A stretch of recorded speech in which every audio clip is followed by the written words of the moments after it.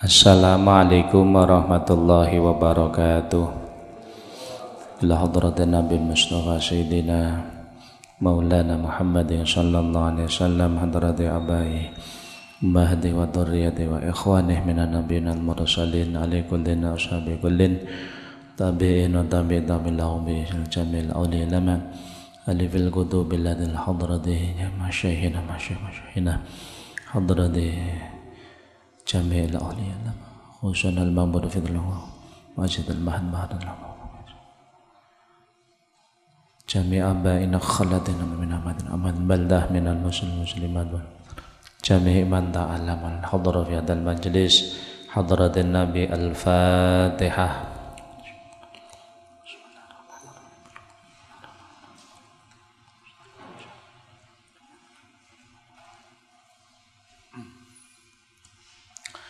Bismillahirrahmanirrahim. Al-hadisu rabi' wassalasun. Al-hadisu tawi hadis ar-rabi'u kang kaping 4 wassalasun lan 30 iku an Abi Sa'id Al-Khudri radhiyallahu anhu kala ngendika sapa Abu Sa'id Sami'tu midanget sapa ingsun Rasulullah ing Rasul sallallahu alaihi wasallam yaqulu halidawuh sapa Kanjeng Nabi man utawi sapane wong iku ra'a ningali sapa man mingkum saking sira kabeh ningali mungkaron ing perkara mungkar fal yughayyirhu mongko becik ngowaono sapa man ing mungkar oleh ngowahi biyadihi kelawan tangane man fa illam yastadi mongko lamun ora kuwasa sapa man fa illam yastadi mongko lamun ora kuwasa sapa man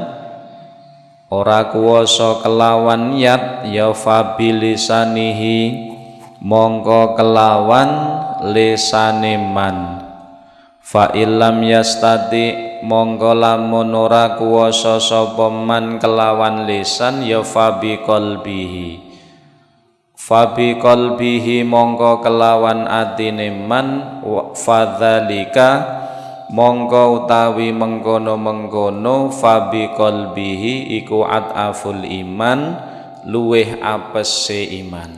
Rawahu ngriwayatake hadis sapa Muslimun Imam Muslim. Bismillahirrahmanirrahim. Bismillahirrahmanirrahim. Alhamdulillahi rabbil alamin. Wassalatu wassalamu ala asyrafil anbiya wal mursalin sayyidina wa maulana Muhammadin wa ala alihi wa sahbihi ajma'in. Rabbi syrah li sadri wa yassir li amri wahlul 'uqdatam min lisani yafqahu qawli. Amma ba'du fala haula wala quwwata illa billahil aliyil azim. Bismillahirrahmanirrahim. Al hadisur rabi' wassalasun hadis ingkang kaping 32 hadis yang ke-34 An Abi Sa'id Al-Khudri radhiyallahu anhu qala saking Abi Sa'id Al-Khudri radhiyallahu anhu beliau dawuh ngeten sami'tu Rasulullah sallallahu alaihi wasallam yaqul kula mireng bilih Kanjeng Nabi Muhammad sallallahu alaihi wasallam dawuh man ra'a minkum mungkaron barang siapa yang melihat di antara kalian semua melihat perkara sing mungkar, perkara sing diharamne, falyughayyirhu biyadih, maka rubahlah dengan tangannya, kekuasaannya. Fa illam yastati, apabila merubah kemungkaran dengan tangan boten mampu, maka fabilisanihi, maka dengan lesannya. Fa illam yastati, dan apabila dengan lesan nggih boten mampu, fabiqalbihi, maka martabat ingkang paling ringan ingkar bil qalbi, sing penting atine boten ridho kalih kemungkaran kala wau. Wadzalika at'aful iman, dan itu adalah selemah-lemahnya iman. Rawahu ing hadis sapa Muslim. Hadis niki maringi gambaran dhateng kita sedaya di dalam ajaran Islam niku enten perintah untuk amar ma'ruf nahi mungkar. Amar ma'ruf nahi mungkar artosipun mengajak kebaikan, mencegah kemungkaran. Jadi ajak-ajak neng perkara sing apik dan berusaha mencegah kemungkaran. Niku termasuk salah satu ajaran Islam. Tetapi di dalam melakukan amar ma'ruf nahi mungkar niki enten aturan-aturanipun. Jadi enek aturane, tata carane sing kedah dipun lampahi. Di antaranipun ketika amar ma'ruf nahi mungkar niku prinsipe fal akhaf tsummal akhaf. Yang paling ringan kemudian sing rada ringan dan seterusnya ngaten. Artosipun kalau kemungkaran niku bisa hilang dengan kalimat ingkang santun, maka harus dengan kalimat sing santun. Boten oleh dengan kalimat yang keras. Kalau kalimat santun pun saged. Kalau dengan kalimat yang agak tegas sampun saged menghilangkan kemungkaran, maka tidak boleh dengan fase dengan tindakan dan seterusnya. Jadi prinsipe aturan wonten amar ma'ruf nahi mungkar niku fal akhaf tsummal akhaf. Jadi yang paling ringan kemudian yang agak ringan dan seterusnya. Mboten oleh langsung dengan fase yang paling tinggi, mboten oleh. Mboten oleh dengan fase seatasnya ketika kita bisa yang lebih bawah. Niku prinsipnya ngaten. Kemudian yang kedua, di dalam amar ma'ruf niku mboten oleh menimbulkan kemungkaran yang lebih besar. Tidak boleh menimbulkan kemungkaran yang lebih besar. Jadi misalnya karepe amar ma'ruf tapi kok malah menimbulkan kemungkaran yang lebih besar niki mboten oleh. Jadi enten aturan napa niku? Aturan dan pelaksanaan di dalam amar ma'ruf menika. Nah, di samping niku ketika kita melakukan amar ma'ruf, mengajak kebaikan dan mencegah kemungkaran, niki sing tetep kedah kita laksanakaken adalah caranipun sing apik. Dadi ajak-ajak ning perkara apik dengan cara sing apik, amar ma'ruf dengan cara sing ma'ruf, dengan cara sing apik, nahi mungkar mencegah kemungkaran nggih dengan cara sing ma'ruf, dengan cara sing sae. Mula wonten kitab Nasoihud Diniyah Al Habib Abdullah bin Alawi Al Haddad niku dawuhipun wa'lam anna rifqa wal lutfa wa mujanabatal ghildah wal anaf aslun kabirun fi qabulil haq wal inqiyad lahu. Jadi ketahuilah sesungguhnya lemah lembut, kalem, menghindari keras, artinya mboten keras. Jadi lemah lembut, santun itu merupakan aslun kabirun fi qabulil haq wal inqiyad lahu.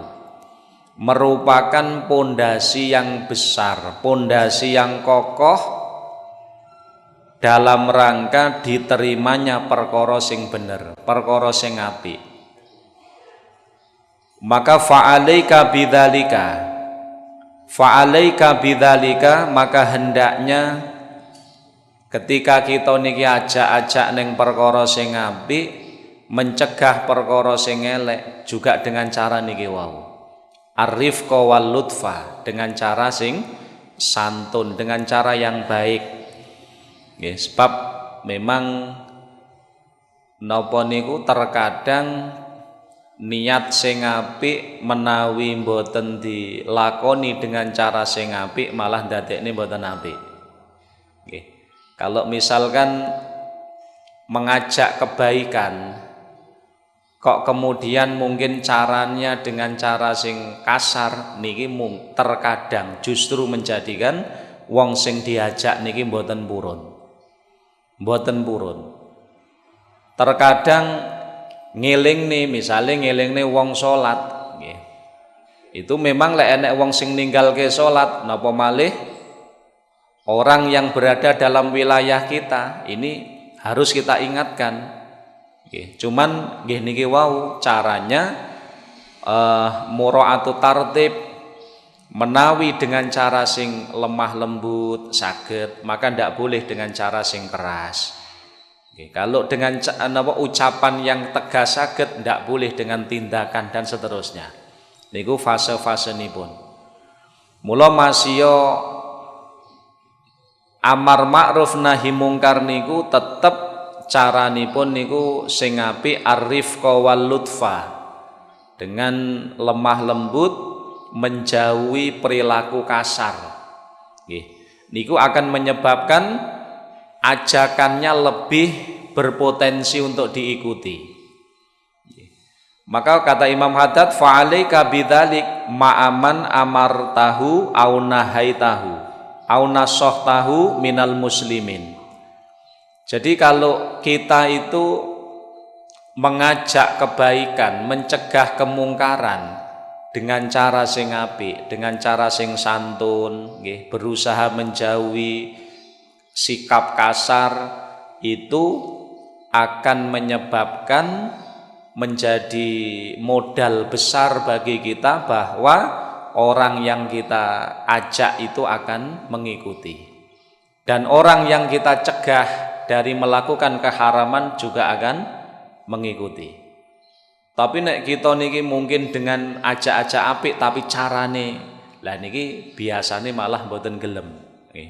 Mula teng mriki karena intinya sebenarnya kan piye supaya wong sing urung ibadah gelem ngibadah. Sing nglakoni elek sadar, intinya kan itu. Maka kalau dengan cara yang lemah lembut, dengan ucapan santun sudah bisa menghilangkan, maka cukup dengan itu. Tidak boleh dengan selebihnya yang lebih keras. Wa ahsin siasat fi dzalik. Kemudian yang harus diperhatikan bagi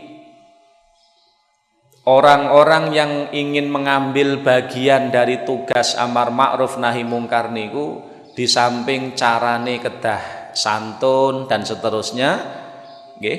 Kemudian ahsin siasat, harus mengatur strategi sing apik. Wa ahsin siasat, dadi enek siasate ora grusa-grusu, ora grudak-gruduk. Niki. Mula rumiyin enten Kanjeng Nabi Muhammad sallallahu alaihi wasallam niku beliau sedang berada di masjid dengan sebagian sahabatipun. Lalu datang masuk ke dalam masjid A'rabi. A'rabi niku intine ya wong gunung, wong napa niku orang pedalaman lah nggih, A'rabi. Dia ndak ngerti masjid iku ora oleh diuyui, mboten ngertos. Akhirnya piyambakipun masuk wonten masjid fabala, lalu kencing teng masjid. Sahabat niku meh nesu-nesu niku, marah-marah ya karena masjid kok diuyui kan. Tapi Kanjeng Nabi cara beliau dalam menghilangkan kemungkaran dos pundi? Nah niki. Kanjeng Nabi akhirnya nyuruh para sahabat untuk tidak memukulnya, dinteni sampai selesai kencing. Setelah itu Kanjeng Nabi Muhammad SAW memerintahkan sebagian sahabat untuk mengambil air. Iktidhanuban minal ma. Wahai sahabatku, tulung jupuknya sak timbo banyu, grujuken panggonan kencing kala wau. Nah, lah ini kenapa kok digrujuk? Karena masjid pada zaman Nabi niku lemah, alasipun niku tanah, sehingga cara membersihkannya ya niku digrujuk ngoten. Nah, kemudian setelah melihat hal ini, A'rabi niki kemudian heran dengan akhlaknya Nabi Muhammad ini. Akhirnya justru beliau simpati dan akhirnya beliau mengikuti Nabi Muhammad SAW. Wong sing salah aku lah kok sing disuruh membersihkan sahabatnya Kanjeng Nabi. Itu disebutkan di dalam hadis Bulughul Maram. Itu artinya kencing di masjid itu adalah mungkar. Itu mungkar. Kencing di masjid mungkar, dosa itu. Tapi karena pelakunya itu ndak ngerti, orang awam ndak ngerti, maka cara amar ma'rufnya juga dengan cara yang baik. Rasulullah begitu, tidak langsung disuruh keluar atau dipukul, mboten. Tapi justru Kanjeng Nabi memerintahkan sebagian sahabat untuk ngambil toyo iktidhanuban minal ma, sak timbo banyu kon ngrujuk nih.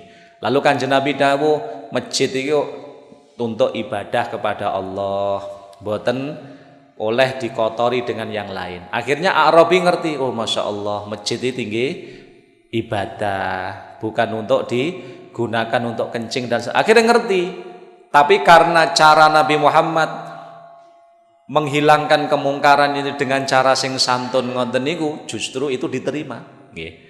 Mula kata Imam Haddad, Al Habib Abdullah bin Alawi Al Haddad dalam kitab Nasihatud Diniyah, beliau mengatakan ngoten, i'lam anna rifqa wal lutfa wa mujanatal ghildzah wal anaf aslun kabirun fi qabulil haq wal inqiyat lahu. Kata Imam Haddad ngoten. Jadi kalau kita ingin mengambil bagian dari penyeru kebaikan, da'in ilallah, mengajak kebaikan, mencegah kemungkaran, maka sing kudu enek yang harus kita lakukan nopo? Sikap kita rifqa. Harus dengan napa niku pelan-pelan, lemah lembut. Nggih, mujanabatal ghildzah, jauhi sikap arogan atau sikap kasar, perilaku kasar dijauhi. Itu justru akan menyebabkan apa yang kita lakukan itu, ajaan kita akan diterima. Nggih, ajaan kita akan diterima. Dan ini mungkin napa menika saged kita pirsani dalam dakwahipun Wali Songo. Ya, dakwahipun Wali Songo di Indonesia menika. Niku ya dengan cara ini, dengan cara sing santun, dengan ya tetap prinsipnya ingin merubah sesuatu yang buruk menjadi baik, tapi piye carane supaya mboten menimbulkan kemungkaran. Akhirnya ya dengan cara masing-masing para wali-wali songo menika. Nggih. Ya, ini diantara, dan alhamdulillah akhirnya Islam niku saged tersebar luas di bumi Nusantara atau Indonesia menika. Ini juga tidak lepas dari dakwah yang bijak, yang santun dari Wali Songo kalau wau. Tapi harus ada ghirah, menghilangkan kemungkaran. Bukan lantas lek kemudian dengan cara diomongne santun ngeten iki lalu ada kemungkaran ditokne ya dosa. Kita roh kemungkaran kok meneng mawon ndak punya reka daya piye supaya kemungkaran iki hilang ya. Iku ya dosa kita. Nggih, kita ndak boleh begitu, ndak cuek ya ora oleh, ning carane kekasaran ya ndak oleh. Prinsipnya kalau ada kemungkaran kita hendaknya punya ghirah, punya semangat piye supaya kemungkaran ini hilang. Cuman setelah punya prinsip ngoten niku baru kita napa niku ndelok cara yang diajarkan oleh agama piye carane. Piye carane? Tapi setelah ada kemauan. Mula kalau sampai ada orang kaum muslimin melihat kemungkaran, jane cara ngrubah iso kok ditokne, apa itu baik? Oh ndak baik, dosa dheweke. Jadi wong sing ngeruh kemungkaran dhek mampu merubah tapi kok mboten ngerubah, dosa piyambake. Dhek maksiat kepada Allah lan Rasule. Benten kalau orang yang ndak mampu, beda. Roh kemungkaran. Nggih, aku wis ngomongi barang wis ra tinggep dan seterusnya, ndak punya, saya sudah ya sudah, tugasmu selesai. Sing penting sudah melakukan itu semampunya dengan cara yang bijak, dengan cara sing santun sesuai dengan fase-fase menika. Nggih. Mula niki kedahipun napa niku kita sedaya diawali dari mungkin diri kita, keluarga kita. Nggih, keluarga kita, saudara-saudara kita, misalkan kalau ada keluarga anak kita ninggalne salat, maka wajib kita untuk mengajak supaya dia sholat. Cuman carane ora kok kudu dijotosi ngono kan mboten ya. Ya dengan cara pertama dengan cara yang lemah lembut, sekirane anak kita tersentuh piye supaya sholat. Kalau memang tidak bisa dengan cara sing ngoten, maka orang tua mungkin agak tegas. Kemudian dan seterusnya fasene ngoten niku. Fasenipun ngoten niku. Tapi prinsipe ora oleh meneng. Lek sing meneng ya kebablasan salah, enek mungkar tokne malah di napa enek ngapunten enek wong ngomben-omben ora dielingne malah dibaturi. Lah iki ya dosa niki. Kula mboten melu omben-omben kok, kula mung baturi padha niku. Ngoten lho. Lah terus pripun? Apa sing ngomben-omben ngututi bom ya ora oleh, bom ya dosa. Iku menimbulkan kemungkaran lebih besar. Lah terus piye? Ya kalau kita mampu minimal kita elingno. Kita elingne dengan fase-fase tadi. Tapi bagi yang punya dzisyaukah, pemerintah itu harus dengan niat, dengan tangannya, dengan kekuasaannya. Kalau rakyat mungkin karena tidak punya yat, mungkin dengan lesan. Kalau dengan lesan mboten saged, atine sing penting ingkar bil qalbi, atine ingkar, aku sing penting ra demen. Mula Bapak Ibu, ketika kita sedaya niki misalkan kita diundang di suatu acara, ternyata di acara niku enek kemungkaran, enek kemaksiatan. Ini apakah boleh kita datang? Ditafsil, boleh kita datang jika kedatangan kita itu bisa menghilangkan kemungkaran. Mungkin mergo sungkan karo awake dhewe akhire kemaksiatane ilang. Itu boleh kita datang, harus datang dalam rangka untuk menghilangkan kemungkaran. Tapi lek dengan datangnya kita kok padha ae teko ra teko panggah maksiati panggah jalan, maka kita ndak boleh datang. Teko tok niku lho, meskipun kita ndak ikut maksiat melu dosa kita.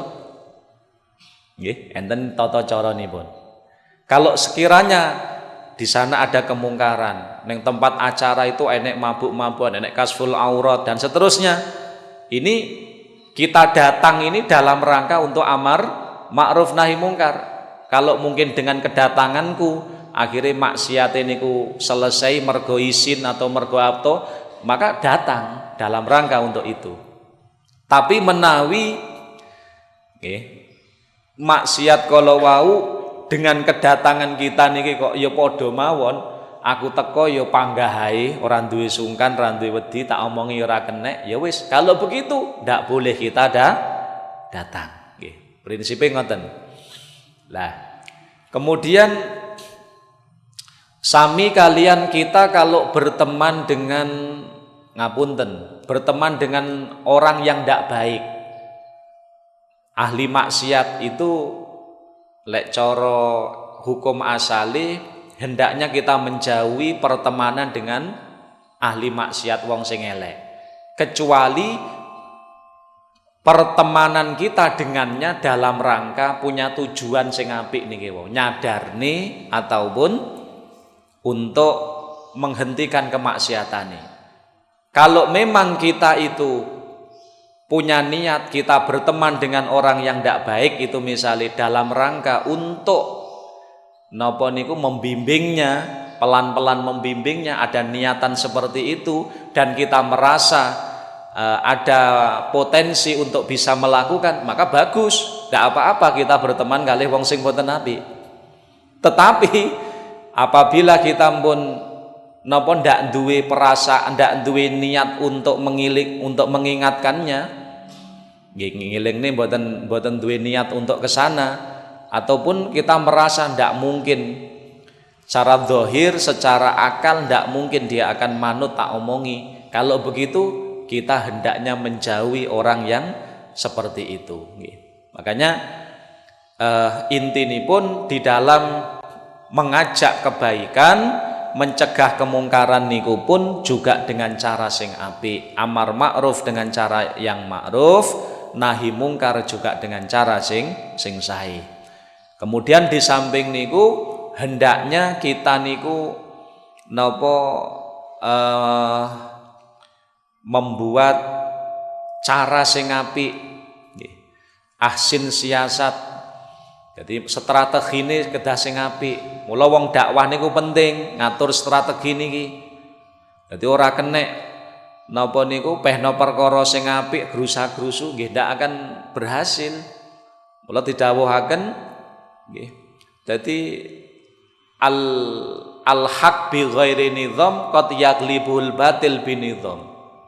Kebaikan, kebenaran namun tidak ditata dengan cara sing apik, tidak dilakukan diatur dengan cara sing apik, itu qad yaglibul batil binidham, terkadang bisa kalah dengan kebatilan yang teratur, yang diatur dengan baik. Mula teng mriki penting kita di dalam napa niku mengajak masyarakat supaya saged ngibadah, itu harus ada siasat. Ahsin siasat kata Imam Haddad fidzalik. Arep aja punya trik-trik ngoten lho nggih. Piye supaya gelem dan seterusnya. Mula ngantos enten dalam kitab Bughiyatul Mustarsyidin niku didhawuhaken panitia utawa takmir masjid niku angsal napa nggunakne sebagian dana infak masjid untuk membeli kopi, nyiapi kopi di masjid niku nggih. Itu dari dana infak masjid, tapi enek syarat idza zada ila imaratihim. Kalau dengan cara itu nyebabne jamaah mundak rame. Ngoten. Niku enten dalam kitab Bughiyatul Mustarsyidin. Jadi dana infak kotak amal masjid itu boleh digunakan untuk kemaslahatan, termasuk lek teng kitab niku nyiapne kopi. Jadi sebagian mungkin digunakne tinggi tumbas kopi. Disiapi kangge jamaah sing teko-teko niki. Kalau dengan cara itu bisa menyebabkan napa? Jamaah niku mundak rame oleh. Karena ada maslahah kepada masjid menika. Lah ini juga artinya maringi wawasan dateng kita. Jadi napa niku kita sebagai takmir masjid misalipun niku piye supaya masjid kita niku rame dengan jamaah sholat 5 waktune kegiatan. Itu dianjurkan dan itu butuh perencanaan, butuh strategi sing apik, ngoten. Nggih, mula teng mriki kata Imam Haddad, setelah kita memperhatikan cara kita harus sikap kita harus baik, santun, menghindari keras, perilaku keras, maka wa ahsin siasat. Nomor 3, kita kedah mengatur strategi sing apik. Strategi ini sing apik. Mula subhanallah, ini bisa kita lihat dalam perjuanganipun Kanjeng Nabi Muhammad sallallahu alaihi wasallam. Kanjeng Nabi niku orang yang langsung didampingi malaikat Jibril alaihissalam. Tapi kenapa Kanjeng Nabi ada sahabat 4, Sayyidina Abu Bakar, Sayyidina Umar, Sayyidina Utsman, Sayyidina Ali. Dan keempat sahabat beliau ini napa? Ini istilahipun punya tugas yang berbeda-beda. Sayyidina Abu Bakar ini figur orang tua yang bijak, yang mungkin nasihat-nasihatnya ini sangat dibutuhkan karena beliau orang tua yang bijaksana. Kemudian Sayyidina Utsman bin Affan niki figur penyandang dana gitu. Penyandang dana, orang kaya yang loman. Kemudian Sayyidina Ali bin Abi Thalib ini figur seorang pemuda yang cerdas, yang terengginas. Sayyidina Ali, Sayyidina Umar orang yang tegas. Nah, dalam perjuangan mengajak kebaikan, mencegah kemungkaran, ini pun juga butuh seperti ini. Ini juga bagian dari napa? Ahsin siasat. Jadi strategi yang baik di dalam perjuangan menika. Terutama amar ma'ruf nahi mungkar menika. Nggih. Nek mboten ngoten ya sakniki cobi enek figur orang tua yang bijak, penyandang danane mboten enten, ya mboten jalan. Montor niku masih mesine apik tapi renek bensine ya ora iso melampah. Dan seterusnya, artinya butuh ya, seperti ini. Ini dalam kitab Nasihatul Diniyah, ahsin siasat. Kalau kita punya merencanakan kebaikan apapun, di samping kita mengerti carane sing santun, bijak, menghindari perilaku yang kasar dan seterusnya, kita hendaknya wa ahsin siasat. Jadi napa tata cara strategi niku kedah sae. Lajeng wakalimhu khalian. Kalau kita ingin napa niku nuturi ada orang yang salah, maka hendaknya kita berusaha untuk menyadarkan. Ning cara nuturi nih, kata Imam Haddad, kalimhu khalian. Kalimhu khalian. Ya kuwi tuturono di saat sendiri. Aja ning ngarepe wong langsung dibentak-bentak. Nah, ini ndak bener nih. Diceluk dewi. Kalau mungkin di grup ya. Kalau di grup WA, enek sing salah piye? Mungkin dijapri. Ini loh. Ngapunten sing jenengan share iku kok ajake kurang pas, mbok dihapus mawon. Itu carane, tidak langsung diadili iku meleh-melehke. Ya, jadi enten wakallimu khalian. Kalau ada orang yang salah, kita ingin memberi nasihat, sebaiknya nasihat itu dilakukan ketika sendiri, tidak berbicara empat mata dan seterusnya. Niki ada napa niku tata cara sing kados mekaten. Karena nopo nahi mungkar, kalau ada orang salah kemudian dieling nih, itu pun sebenarnya kan yo ngelarani wong sing dieling nih. Mas yo iki kudu harus begitu, harus dieling nih. Tapi dengan cara yang paling ringan. Ya diomongin ketika sendiri. Iku insya Allah akan lebih menerima. Kata Imam wa kalimhu khalian. Lajeng walin lahu janiban wakhfid lahu janahan. Kemudian hendaknya sikap kita niki kedah andap asor. Masya kita ngilingki, mengingatkan orang yang berbuat salah itu dengan napa? Dengan tutur kata yang andap asor, tetap andap asor. Jadi bukan bahasane itu napa niku mencaci maki, mboten oleh. masih atas nama amar ma'ruf nahi mungkar, kalau mencaci maki mboten oleh, itu jelas mungkar. Mencaci niku mungkar, mboten oleh. Jadi kedah dengan napa niku ucapan ungkapan yang santun, yang tidak ada nuansa napa niku mencaci maki, mencemooh dan seterusnya. Kemudian kedah dengan wahfid lahu janahan andap asor dalam sikap. Fa inna rifqa makana fi syai'in illa zanahu wala nuzi'a min syai'in illa syanahu. Jadi karena sesungguhnya sikap lemah lembut menika tidak berada pada sesuatu kecuali akan menghiasinya. Artinya kalau sikap lemah lembut niki wau berada pada diri seseorang, maka sikap itu, sifat lemah lembut ini akan menjadikan hiasan bagi dirinya.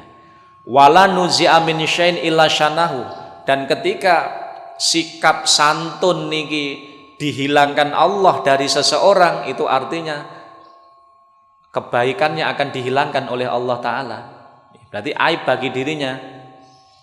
Kama qala alaihi salatu wassalam, kados dawuhipun Kanjeng Nabi Muhammad sallallahu alaihi wasallam, wa kama qala Allah li rasulihi, lan kados dawuhipun Allah Subhanahu wa taala dateng rasulipun. Napa dawuhe Allah dateng nabine? Fabima rahmatim minallahi lintalahum walau kunta faddan ghalidul qalbi lang faddu min haulik. Lah niki lho. Allah Ta'ala dawuh ning Kanjeng Nabi, fabima rahmatin minallah, maka sebab sikap rahmat, kasih sayangmu, sifat kasih sayang dari Allah Ta'ala, lintalahum, engkau bisa berlemah lembut wahai Nabi Muhammad kepada kaummu. Walau kunta faddan ghalidul qalbi, umpama Nabi jenengan niku orang yang hatinya kasar, orang yang perilakunya kasar, ucapannya kasar, lang faddu min haulik, niscaya umat itu akan lari dari kamu. Ini dawuh Allah Subhanahu wa taala datang Kanjeng Nabi Muhammad sallallahu alaihi wasallam. Mila akhirnya dos pundi? Amar ma'ruf nahi mungkar, mengajak kebaikan, mencegah kemungkaran, itu tugas kita semuanya. Jadi kita kalau melihat ada orang yang meninggalkan perintah Allah, kita berusaha mengajaknya ke jalan kebaikan supaya dia melakukannya. Kalau ada orang yang melakukan kemungkaran, larangan Allah Ta'ala, kita kedahipun punya ghirah, semangat untuk merubahnya. Ini pertama. Cuman setelah kita punya keinginan itu, yang harus kita pikirkan carane piye. Nah ini loh. Prinsipnya undang-undang besar di dalam amar ma'ruf nahi mungkar niku siji, prinsipe fasene fal akhaf sumal akhaf, yang paling ringan baru yang agak ringan, terus ngoten fasene dari yang paling bawah dan seterusnya. Mula kalau keburukan itu sudah bisa hilang dengan ucapan sing santun, maka harus dengan itu, ndak boleh dengan ucapan yang keras, ndak boleh. Kalau fase 1 sudah bisa menghilangkan, ndak boleh fase kedua. Kalau fase 2 bisa menghilangkan, ndak boleh fase yang ketiga. Itu prinsip fal akhaf sumal akhaf. Mula lek enek wong maksiat terus dibom itu dosa kabeh ya. Sing ngebom ya dosa. Mergo apa? Menimbulkan kemungkaran yang lebih besar.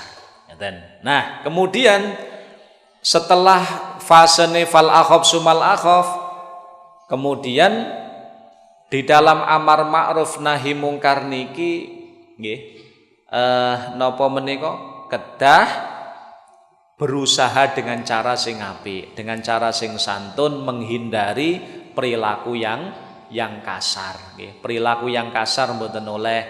Kemudian hendaknya kita mengatur strategi piye supaya itu bisa hilang. Kemudian napa niku ucapan kita ketika mengingatkan pun juga harus dengan kata-kata yang lemah lembut yang baik. Nah niki petunjuk di dalam amar ma'ruf nahi mungkar. Berarti prinsipnya ngoten, tidak boleh menimbulkan kemungkaran yang lebih besar. Tetapi sekali lagi kita niki ojo sampai lalu cuek. Terkadang enek wong sing kebablasan cuek, eruh kemungkaran. Jadi cara ngomongi ya iso, ngomongi wis selesai tapi meneng mawon. Lha iki ya melu dosa niki, Pak. Melu dosa kita. Mula rumiyin niku enten diceritakan di dalam kitab Imam Haddad itu bahwa ada kaum Nabi Musa nggih, orang yang berada di pinggir laut niku sing napa mereka itu kan penggaweane golek iwak.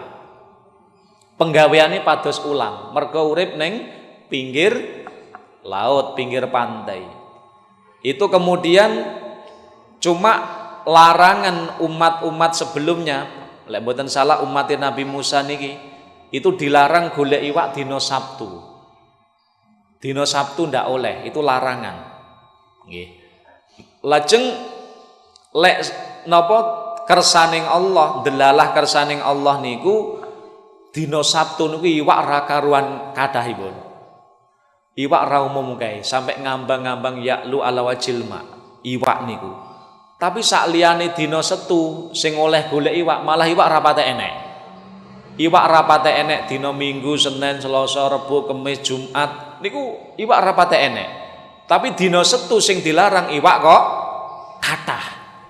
Ilah, akhirnya umat sing urip ning pinggir pantai niki wau terpecah menjadi 3 kelompok. Sebagian gadur. Kelompok sing nomor 3 gadur niki. Gadur wis ben dilarang ritak ben mumpung enek iwak. Akhirnya intine golek iwak. Lalu oleh Allah Ta'ala akhirnya umat sakdurunge niku Pak, ketika ngelakoni kemungkaran langsung disabda oleh Allah, kunu qiradatan khasiin. Niku teng Qur'ane. Kunu qiradatan khasiin. Jadilah kalian menjadi kera. Jadi ketek kabeh niku. Nggih. Tapi enten sing dawaken akhirnya ketek sing asale menungso sing melanggar niki wau mati setelah 40 hari. Enten dawuh ngoten. Kemudian kelompok sing nomor kalih, kelompok sing nomor 2 niki mboten golek. Dhek ora wani golek, mergo dilarang oleh Allah Ta'ala dina Setu ora oleh golek iwak. Dhek ora golek. Tapi dheweke ora gelem ngomongi sing golek. Dhek malah baturi kira-kira. Kelompok sing nomor kalih niki malah baturi. Jadi ndak melu golek jane, dhek ndak wani golek, mergo ngerti dilarang, tapi dheweke ra gelem ngomongi kancane sing golek. Akhire dos pundi? Kelompok ini pun ulama berbeda pendapat. Enek sing dawuhaken kelompok ini pun akhirnya juga dibinasakan oleh Allah Ta'ala. Kesalahane apa? Ra gelem menging. Tapi lek dhek pomo gelem menging, masih ora dinggep, wis menging, selesai punan. Tapi daerah gelem menging. Ini menurut satu pendapat dia juga dibinasakan oleh Allah Ta'ala. Tapi menurut pendapat lain akhirnya Allah Ta'ala maringi taubat datang piyambake dhek taubat dari kesalahan ra gelem ajak-ajak niku akhirnya diselamatkan oleh Allah. Nah, kelompok sing nomor 3 niki kelompok sing selamat. Ketika ada larangan golek iwak teng dina Sabtu kala wau dheweke ra golek. Dheweke ra golek, rawani golek, masya kathah iwak mboten golek dheweke. Dan dia wis nglakoni perintah Kanjeng Nabi Muhammad, nglakoni perintah Allah Ta'ala untuk mengajaknya, untuk menging. Mas, purane yo, iki aja golek iwak dina Sabtu, iki dilarang. Meskipun mboten tinggep, tapi dhek pun melakukan amar ma'ruf nahi mungkar. Akhirnya dia yang diselamatkan oleh Allah Subhanahu wa Ta'ala. Maka yang bisa kita ambil dari dawuh niki sesuai juga dengan hadis Nabi Muhammad SAW, apabila kita melihat kemungkaran, man ra'a minkum mungkaron, kalau kita melihat kemungkaran, kalau kita bisa merubah dengan tangan kekuasaan kita tanpa menimbulkan kerusakan yang lebih besar, harus kita lakukan. Maka fal yughayyiru biyadi. Tapi kalau kita tidak punya kekuasaan, tidak punya wilayah kepada orang yang kita amar ma'rufi, Mungkin tapi kita bisa memberi nasihat, maka fabilisanihi. Tapi kalau kekuasaan boten kemudian ngomongi dengan lisan juga ndak mungkin, minimal kewajiban kita adalah ingkar bil qalbi. Sing penting ati kita ora demen enek kemaksiatan kala wau. Nggih. Ini fase. Ojo malah intine ojo sampai kita malah ati kita seneng kepada kemungkaran, naudzubillah min dzalik. Sebab ridho bil maksiat maksiatun. Kita seneng karo perkara elek itu juga maksiat. Mula didhawuh nih, umpama ning jagat wetan mriko enek maksiat. Kita berada di sini roh ning TV dengan maksiat yang terjadi ning jagat wetan misalnya. Kita roh neng TV kok ati kita seneng, kita wis oleh dosa lho niku. Seneng karo maksiat niku oleh dosa. Tapi suwalike menawi neng jagat kulon misale kok enek napa niku perkara sing apik, enten kesaenan, ibadah, terus kita roh mungkin neng televisi atau di YouTube dan seterusnya kok enek kebaikan, kita melu seneng, kita sudah dapat pahala. Kita dapat pahala. Mula akhirnya dos pundi? Awas kalau kita roh perkara sing elek, intine ojo sampai ati kita ridho. Jangan sampai. Kita harus minimal paling ringan itu ati kita mboten ridho. Ati kita ora demen kemungkaran kala wau. Nggih. Dan kalau kita bisa ngomongi dengan lisan, maka kewajiban kita ndak cukup hanya ingkar bil qalbi, tapi ngomong dengan lisanmu.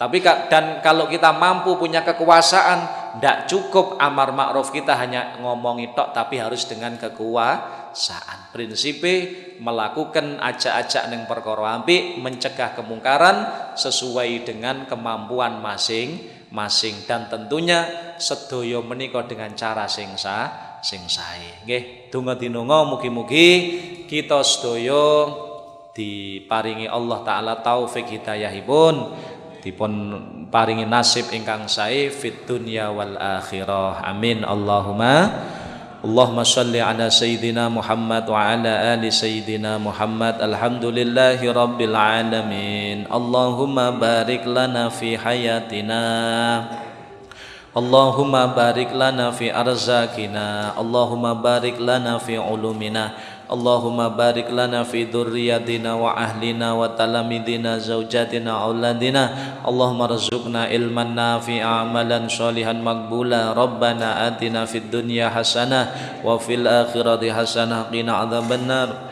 Allahumma akhtib lana bi husnil khatimah. Na'udzubika min su'iha. Sallallahu ala sayyidina Muhammadin wa ala alihi sahbihi wasallam. Alhamdulillah rabbil alamin. Assalamualaikum warahmatullahi wabarakatuh.